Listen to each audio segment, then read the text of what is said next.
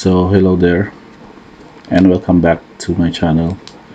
Today we're gonna have a standard deck for Kamigawa and Dynasty, and the deck we're going to tackle today is the Boros Modified deck, which is covering the newest mechanic introduced in Kamigawa, also the reconfigure and modified creature types. Are not really creature types, but also just modified creatures. So by definition, when you say modified, they are with enchantment or aura equip, and any counters placed of them are basically called modifications. So to start with, a preview of this deck is what you can see, and we're gonna put up the creature types. First up are these 12 1-drops, the Monk of the Open Hand, Rabbit Battery, and Star Pupil. So basically these are your initial drops wherein you can trigger +1 counters. You can also have Rabbit Battery equip one of your creatures to get them +1 also in haste. And Star Pupil, this is a 1/1 basically, as it comes to play without +1 counter. But the good thing is when it dies, and any counters placed on it will be transferred to another creature or target creature you control. Then it's followed up by the 2-drop, probably the best 2-drop for white now in standard. This is the Luminarch Aspirant. It gets a counter on target creature control at the beginning of your combat, and at the same time you can get one of your creatures modified. And as the turn goes, this is the source wherein you can get one or more of your creatures bigger in terms of attack power and toughness. Another 2-drop is Lizard Blades. This is equipment, artifact creature equipment, and it's a double strike, and you can configure it for 2 colorless.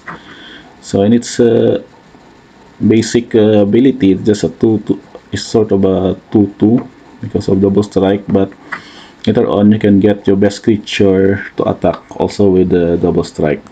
So it's a good reconfigure ability in the late game. Then for your 3-drop, we have a Brutal Cathar. This is from Ministerial Minute Hunt. It is the removal creature of your deck. As it comes to play, it gets to transform. You can exile target creature and opponent controls until this creature leaves the battlefield. Then going for your 4-drops, we have Thundering Kaiju. This is sort of, they say, as the newest version of Hell Rider. So when it attacks, it puts counter on the creature control. On its own, you can just put a counter on itself, so it becomes 4/4, and then it will deal X damage to its opponent, where X is the number of modified creatures you control other than Thundering Raiju. So if you get to curve early on, you can basically deal a huge chunk of damage with all your modified creatures, and Raiju will also deal enough damage to each opponent, which at times can lead to a lethal Alpha Strike. Also, in addition for the 4-drop is the Blade Historian. This is one of copy. You can just get it to trigger your tank creatures to have double strike, wherein if you get to also an option to get their life total to 0 and just 1 attack. Then for the 5-drop, we have the white mythic Dragon Spirit, Io, the Dawn Sky. It's just basically a 5/4 flying vigilance, but the good thing about it is when it dies, the ability to look at the top 7 cards to get you any nana permanents with mana value 4 or less to the battlefield is just a good board replacement after if it's killed or there was a mass removal cast by your opponent. Also, the other option is you can get to trigger modify all your creatures or vehicles by adding 2 +1 counters on each of them. There's also a good curve which at itself can win the game if the game would really took a while and your initial assault was dealt with. So for gas and other utility cards, no, we have Showdown the Skalds is basically the best Boros saga available for the current format in standard. Wherein you can just exile that 4 cards in delivery and you can get to play it next turn. And the bonus of adding some counters on target creature control whenever you cast a spell is just basically adding all of your creatures to get modified. And the lone Paladin class is just basically an anthem when it gets to the second level. And if you have enough mana late game, you can basically just up it to level 3 and you get your attacking creature gets +1/+1 for each other attack creature and gains double strike. Wandering Emperors are also sort of a utility card here because of its flash, and it can basically put a counter up to the creature control in giving the first strike to get you ahead in your combat. And also you can produce a creature by itself, a 2/2 samurai with vigilance and a pseudo removal by exiling target top creature and also gaining your life. The two spot removals basically included are Fateful Absence and Valorous Stance. Absence is basically just to deal with the opponent's best creature, Planeswalker, at the cost of just having them to investigate by giving them a clue token, but still a sort of a big, huge removal at the cost of only 2 mana. And Valorous Stance, of course, for dual purpose of giving a creature indestructible in case of there's a spot removal from your opponent, but also if there is a threat or there's an enemy dragon spirit with the creature toughness 4 or greater, then you can use this as spot removal.